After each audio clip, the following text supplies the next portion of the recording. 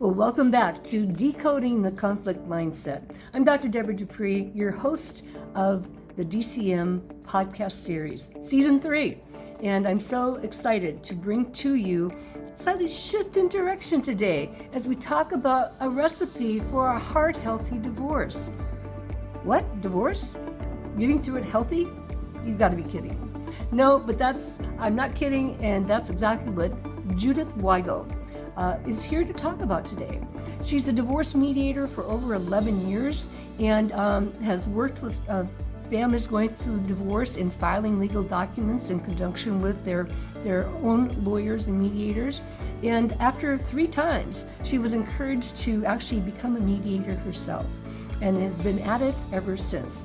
She's one of those rare individuals who knows the importance of not only a heart-healthy divorce, but the importance of laughter. And what better background than having worked for a circus, and talk about a circus being filled with diversity and respect and individuation of everyone's unique needs. Taught her a lot. And so she has that ability to make you laugh. She brings lightness to the process. And with that, she is the host of the Amicable Divorce Expert podcast. And so please join me today as we hear what Judith has to say. She gives you her 4 tips for the secret sauce in having a heart-healthy divorce. So stay tuned. There's still time. Pass this forward. Invite a friend, share with a colleague, send it out to all of your own divorce clients or divorcing friends. Again, subscribe now, click the link below, and stay tuned because you are going to have a rich opportunity to learn more about the world of divorce and what people can do to really make it work better.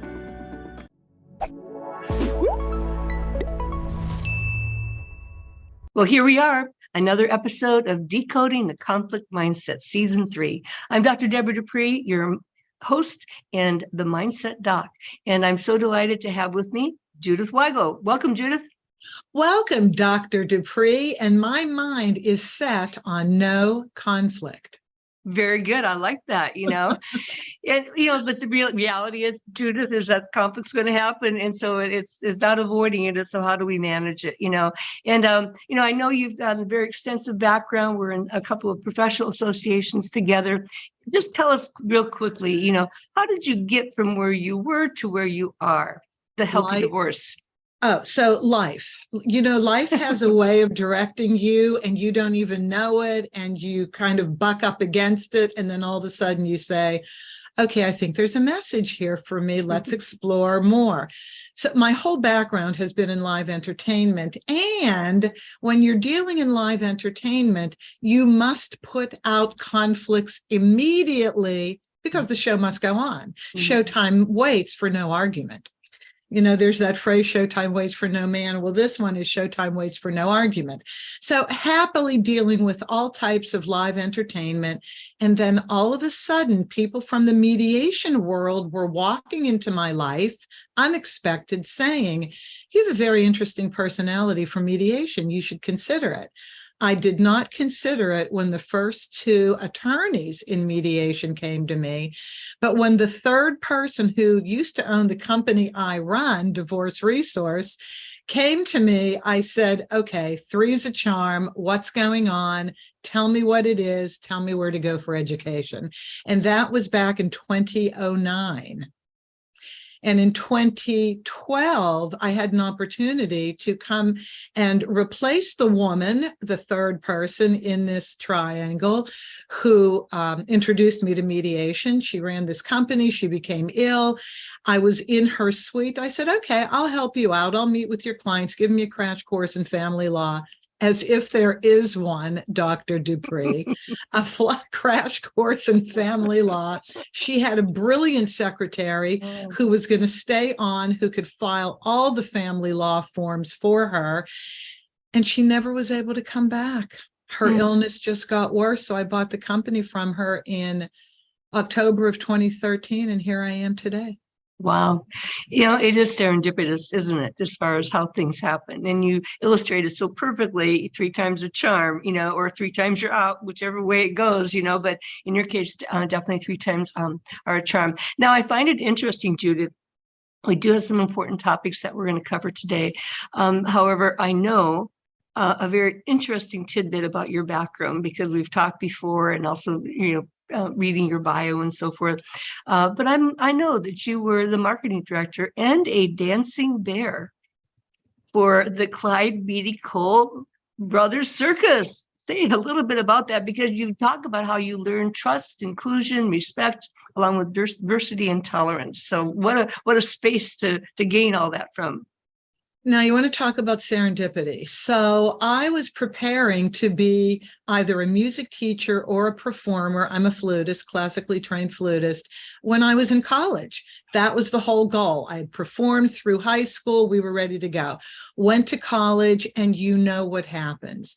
A different reality sets in when you're in an environment with people that may have better skills than you. It's just the whole competitive level changes. And I said, this isn't exactly for me. And my dad, who was the most tolerant human being on the planet, in my sophomore year, when I wanted to start changing majors to journalism, communication, English, philosophy, he said to me, I'm okay with you changing, but do you have an idea where you want to go with this? And I thought for a minute, and this is where something took over. And I said, no, Dad, I really don't know. But here's what I do know. I want to work with as many cultures of people humanly possible in as many places in the world, too. That's all I know. And he said, okay. And then we made a deal. I would pay for room and board. He would pay for tuition. That's when normal people could afford college tuition, Dr. Dupree. So anyway, the rest is history. 7 years after I made that statement, I was now graduated from college, just working, earning a living. And I saw an ad a classified ad in the Pittsburgh Press, which is where I was from. Circus, circus, see the country. And they named every major I had taken. Everyone. Wow. And that was it. What's a circus? A circus is a group of culturally diverse people and economically diverse people. So when we think of diversity, we think of cultures, we think of races, but we have to also think of economic diversity, because that also plays into inclusion, trust, respect. And I found it all on the circus. And that was my first playing field, so to speak, with learning how to get along with everybody. Yeah, amazing story. I mean, we oftentimes don't think about this. I actually teach a cultural competency course myself, and I go into communication styles, conflict management styles, because that's another layer of our complexity, our diversity, and so forth. So I love what you had to say as far as looking beyond the typical elements and going beyond. So I just realized we have something else in common, Judith. And what is that? I was also a flutist.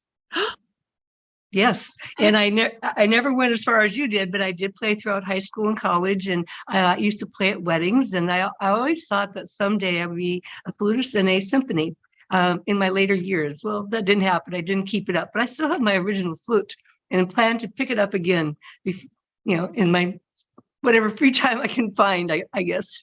You know what? I have my flute as well. And in Los Angeles, in the legal community, they have a symphony of lawyers who play instruments. The Los Angeles County Bar Association has a lawyer's symphony. So there's a place we could both possibly meet, Dr. Dupree. There we go, Judith. I love it. I know I was speaking at a physicians conference earlier, September of 2022. And there are a group of physicians who play regularly. And in fact, the band for after my keynote was a group of physicians, and who regularly play. So it happens across industries and different professions. So it's a great release, a great way to take care of our lives and keep healthy, which leads us into our topic today, the healthy divorce, the recipe for a heart healthy divorce. And so, tell us more about that. What are the 4 ingredients? What are you cooking up in the kitchen, shall we say? a way to reduce conflict. So when you want to talk about decoding conflict, isn't divorce all about conflict? Mm-hmm. In the 10 years that I have worked in family law as a divorce mediator and as what we call a legal document preparation company, I call myself a paralegal on steroids because you have to start by being a paralegal first, and then you get additional bonds and licenses to be able to file without an attorney overseeing you.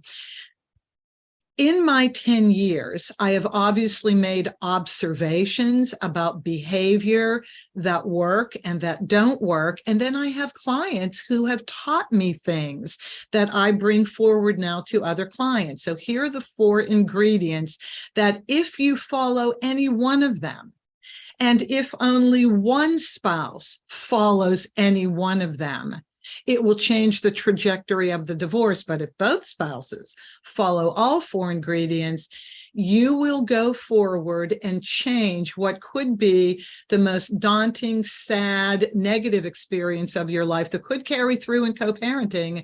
You will completely change that, and you will use divorce as a new beginning, and you will open up your life in better ways. So here are the 4 ingredients. Number 1, and this is essential, and this is number 1. You must settle the emotional divorce. Go through the emotional divorce before you file for the legal divorce. And if you've already filed for the legal divorce, put it on pause and take care of your emotions first. So what happens with people is divorce is emotional. The ending of a marriage is emotional. It's horrible. It's the second greatest stressor after death in life. Well, taxes too. We have to remember taxes are part of that stressor. But it is, because it changes everything about your life. And you must go through those emotions of anger, blame, fear, bargaining. Go through all of that. End up with apology and forgiveness, please. And then file for your divorce, because then you can easily make these most important decisions that you have to make to create a settlement agreement in a divorce. Number 2, and this really is addressing what you do for a living, because I have gone to 1 or 2 of your seminars. Thank you. Learn conflict communication that will negate conflict, because you're going to be in conflict, either at times with your soon-to-be former spouse or your spouse's attorney. You're going to be in, maybe your kids. So learn the skills of conflict communication, and you can neutralize everything. Number 3, and this is where corporations are going to benefit. Learn to compartmentalize time so that you can use work as your respite from divorce. Work can be your divorce-free zone. And what happens when we don't learn to compartmentalize? Well, we do the divorce at work. And I learned that because I have, a 9 a.m. to 6 p.m. job, maybe longer. So I have to communicate with people during the day, as do the coaches, the therapists, the doctors, the attorneys. But you don't have to respond. You can let everybody know when you're going to respond at night, on the weekends, so that you're still a responsible participant in the filing process. But you can go to work and focus and give your employer your best and breathe. We tend to wear the divorce 24 hours a day, 7 days a week, and we can't do that because it's not healthy. And then number 4. Develop a self-care program that includes laughter. The Mayo Clinic says laughter is the best medicine, and they give all the statistics why. And we don't really think about that, but we need to laugh throughout this process. It's fun. So may I recommend goat yoga or puppy yoga, Dr. Dupree? Because I went to a goat yoga class in Santa Monica. We laughed the entire time, and now they have puppies. So self-care with laughter. Those are the 4 ingredients. That's amazing. I just so appreciate that you've, encapsulated, those 4 key elements so succinctly and clearly. Having been through a divorce myself, it was one of the most horrific things I think I've ever experienced. And I always said, and I should know better. I'm a therapist, I'm a psychologist, but people are people, and we're going to experience it all the same.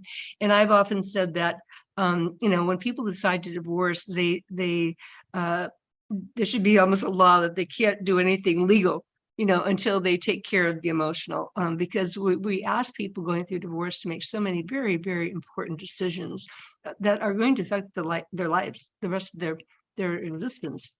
And while all decisions are made with both cognitions and emotions, the highly emotionally driven decision is usually not the best decision. We need a balance of both. And when we're going through a highly emotional state, like a divorce, like you said, the second biggest stressor beyond death or taxes,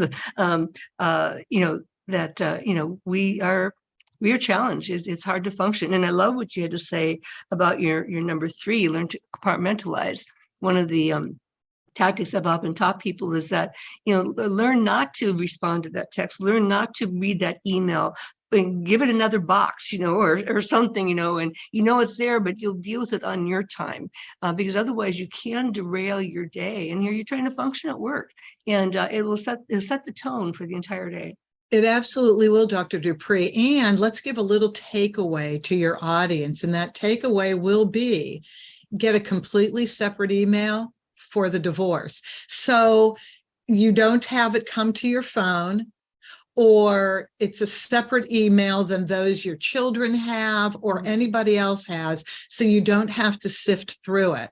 If you can get a separate email just for the divorce, you're now a step ahead in compartmentalizing time. Right. Well, what's an example, you've heard me talk about, conflict communication. What's an example from your perspective as far as, a type of conflict communication to be used in divorce? Okay, so this is just one, and it's a couple that's about ready to get divorced, but this happens to everybody, so you can imprint it on your own specific situations. It's a Sunday, family of 4, mother, father, 2 small children, 3 years old and 5 years old. The 5-year-old has a piano recital at 3:00 in the afternoon, but there's a rehearsal at 2 in the afternoon. Everybody in the family knew about it. Everybody knew where it was, because both parents had taken their daughter to piano lessons, and everything was on the refrigerator door where all important information lands, right? Mother and 2 children are in the car out front at 1:00, 1:30, whatever, and enough time to get to the rehearsal at 2:00. Dad isn't in the car. Mom, with the 2 kids sitting in the car, calls Dad upstairs in the house. Okay, honey, we're outside, ready to go. And Dad says, give me 20 minutes and I'll be down there. Well, no. Here's your point of decision. You can argue, you knew about this ahead of time. For weeks, you knew about this. You knew when we had to leave. You could take that approach and stress the kids out, especially your daughter who has the rehearsal, or you can do what this woman did. You know what, honey, go ahead, relax, take your time. We're going to go ahead and leave because we don't want to be late. You know where it is. Directions and address are on the refrigerator. We look forward to seeing you. Brief, informative, friendly, and firm. There were obviously 2 cars, as there normally are in most families. Right. That's how you diffuse conflict. Perfect. And that's such a wonderful example of Bill Eddy's brief, informative, fair, and friendly. And so I encourage people to look into that, because it's a great framework and perfect illustration there. You have a choice in that moment. You can either react, and go right there and slide down that slippery slope with the other parent, or you can step back and pause and, okay, get back to the cottage of mind and say, okay, I don't like what's happening, but I can make choices about how to manage this differently and to minimize the stress, like you said, on the children. Absolutely. And I was just thinking as you were talking, so you know what the difference is, I think. She didn't make herself a victim and a pawn in husband's behavior. She asserted control in a very nice way. Yeah. And I think that's where you can, that's where inside of conflict, you have a decision to control. Because, right, we can only control ourselves. We can't control other people. And as informative as we thought we were, But you may be married to somebody who's a little narcissistic, who has a hard time controlling time and setting their own boundaries. Who knows? But the real deal is she didn't upset herself. And she didn't upset her children. She didn't change the schedule. Everything moved forward, and Dad showed up on time. Yeah, great. One thing I've learned too, Judith, is that, words matter. And so I espouse Stephen Covey's, control and influence, and little to no control and influence. And what I've learned is that because we have natural autonomic biological responses, we can't necessarily control what's out there, nor can we control our natural response. However, we can manage it. And so I'd like to add that word to our vocabulary then, is that, sometimes it's very difficult to control ourselves, but we can do things to manage ourselves in ways that are more positive and effective and influential, and can shift the direction. Because control can sometimes lend a concept that I've got to be in charge, I got to take control. It's like, well, that's not always the end objective here, but we do want to manage it differently so it doesn't slide down into that acrimonious situation, which leads me to my next question. You mentioned in the very beginning that if two people could do it, even better. But even if one person exercises some different strategies, it can make a difference. And so what do you suggest when you don't have two people on board, as far as trying to keep it less acrimonious, and what can somebody do? I'll give you another real life story that happened when I had to go to urgent care 2 years ago for high blood pressure. And while they're waiting for the results, I'm sitting talking to the doctor. She was saying, well, Judy, what do you do for a living? And I said, I'm a divorce mediator. Okay, so that's like the phrase that opens up personal conversation. She said, may I tell you how I handled my divorce? I said, please do. And she said, well, we both had attorneys and we were going on and on about the settlement. And finally, I said to my attorney, I want to handle this myself. I know what's important to him and I know what's important to me, and I'm going to make him an offer that I don't think he can refuse. So she pushed the goalpost to where she wanted it to be. Her issue was not parental alienation. She was fine having her husband spend time with their one and only 13-year-old daughter. She just didn't want him to ask for more time because she didn't feel he was a great dad. And she liked the schedule they were on. So she said to him, I would love to end this now. Tell me what you would like. I'll give you anything you want. Now, she was the higher wage earner. Oh. And he said, are you serious? Anything? She said, I'll give you anything you want. I would just like to put a conclusion on this now. And he named financial things. He didn't want to divide this or that or pay this or that. And she said, fine. And he said, what do you mean fine? She said, I told you I would give you anything. And he said, all right, I want a trip to Hawaii. And then that's it. She said, done deal. And that was it. Wow. She took charge. She understood who she was dealing with. She made an offer that she felt she could handle, and she followed through with it. And that is so unexpected for one spouse to say to the other spouse, just tell me what you would like and I'll give it to you. And let's just end this so we can move forward. Nobody does that. Yeah. Well, it's very rare and hard to find, that's for sure. Do you find that people being given that offer will take advantage of it and go for the moon? Here's what I find. In mediations, the person who feels like they don't have as much authority or control as the other person, it's generally because the other spouse makes more money, because that's where people feel they have control and power, is in whatever their wealth is, so to speak, whatever they earn. And what I find is the lower wage earner gives in too soon, too fast. They're just emotionally dry. I'll give you here, just take anything. I just want this to be over. And that's when I, as a mediator or any mediator, really should step in and say, just wait. Let's just put a pin in this. Let's go back. Let's think. let's breathe, get some counsel, some legal counsel. And then if this is what you want, fine, let's write it up. But I think we have to be mindful of where people are at when they give in. So the emergency room doctor, the urgent care doctor, knew her husband well enough, had the means to do probably what she felt he was going to ask for, and then was able to do it. But if you're on the other side and you kind of feel victimized, or you don't feel you have as much control, that's when the other professionals in your life have to put a mirror up and a little time up and just say, let's just wait. Let's really think about what we're saying before the commitment goes to paper. Yeah. Did I answer that okay? Oh, perfectly. Yes. Yeah, that was really a great illustration. And I know that, there are times it takes a lot of strength and courage, certainly to get through a divorce. And I know I'm actually thinking of my own situation of where it got very contentious, less so between my former spouse and I, but more so because of the attorneys involved.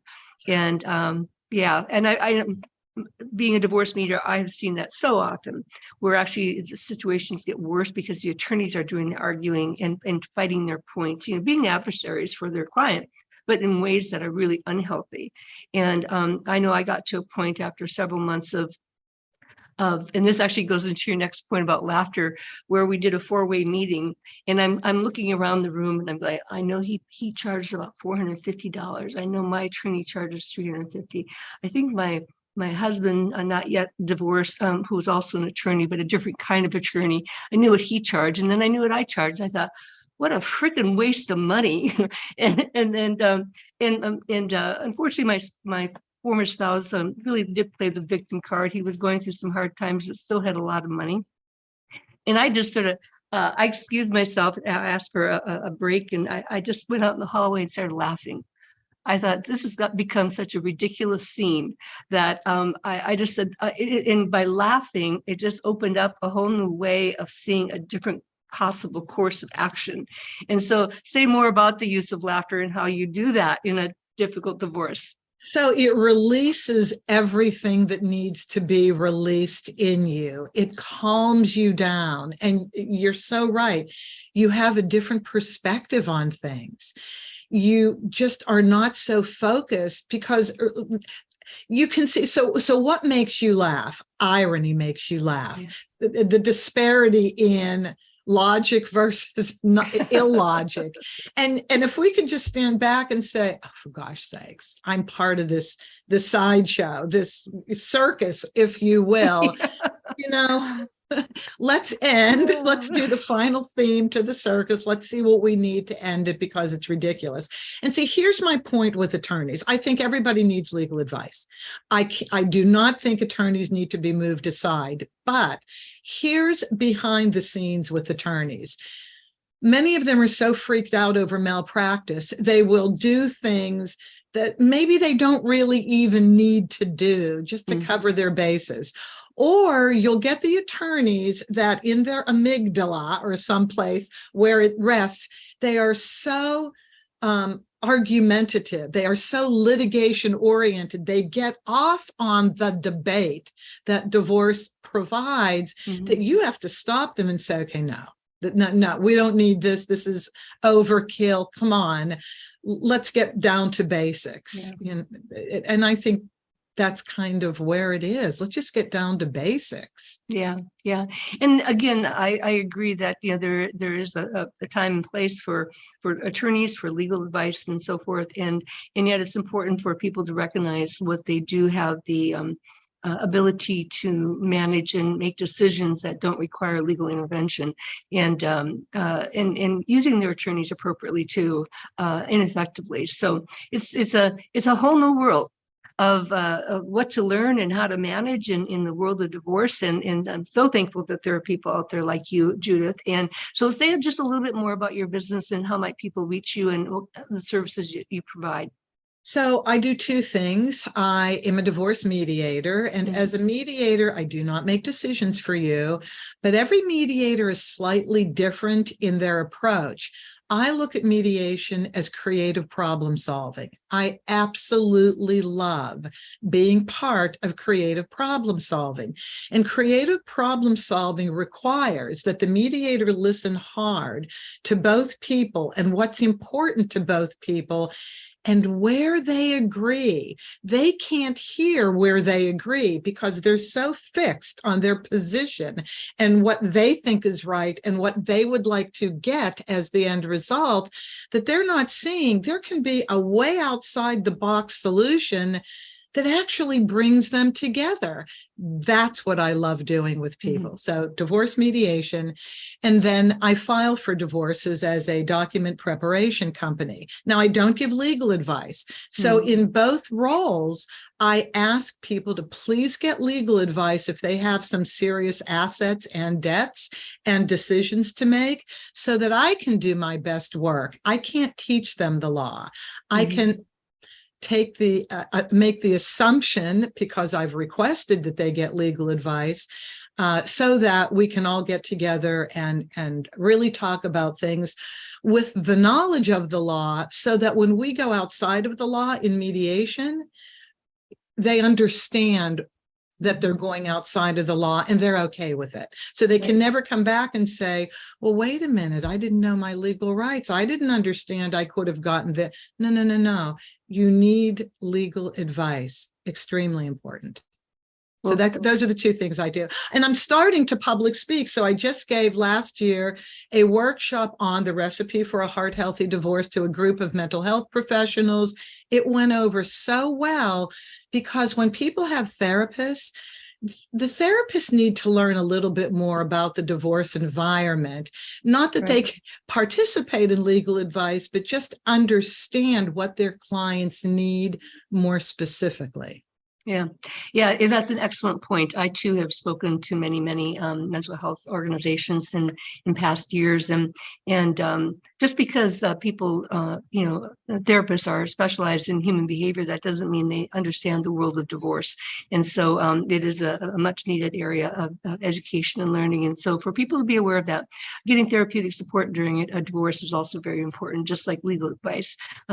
But also getting somebody who really knows how to manage a process like you do. So, Judith, I want to say thank you so much for your 4 recipes for a heart-healthy divorce, and excellent tips that anybody can put to use. And I just love how you put your passion not only into helping people through tough times, but you rescue animals. You love laughter and stand-up comedy, and you're a one-sport woman in football. Thank you so much. And the playoffs and the Super Bowl will be over soon, and then I will get my weekends back.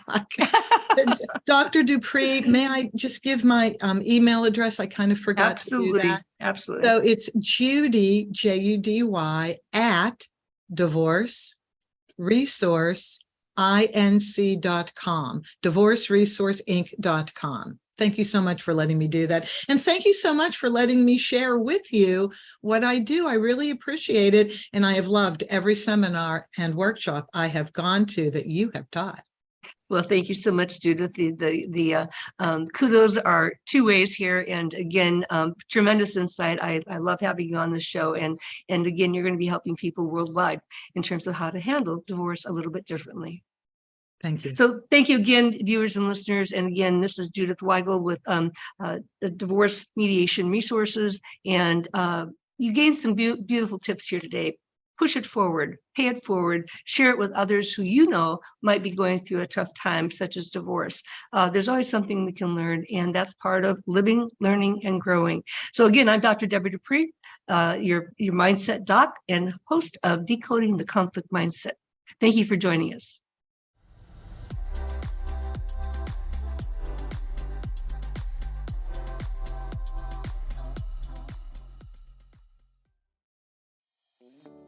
Well, I hope you enjoyed Judith's guest appearance on Decoding the Conflict Mindset.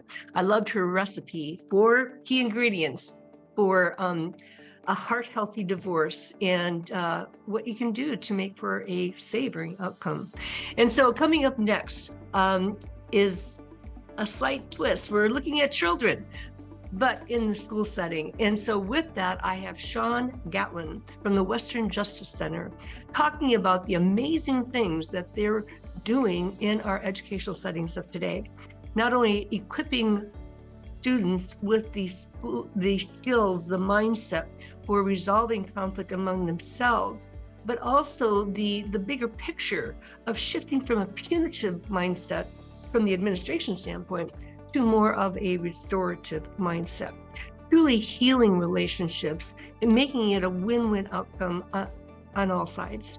And with that, how we can shift that school to prison pipeline in changing the mindsets as our students grow into adulthood. So don't go away. Come back for our next episode of Decoding the Conflict Mindset in just 2 more weeks. And mark your calendars, share it with your friends, tell the administrators at school all about it.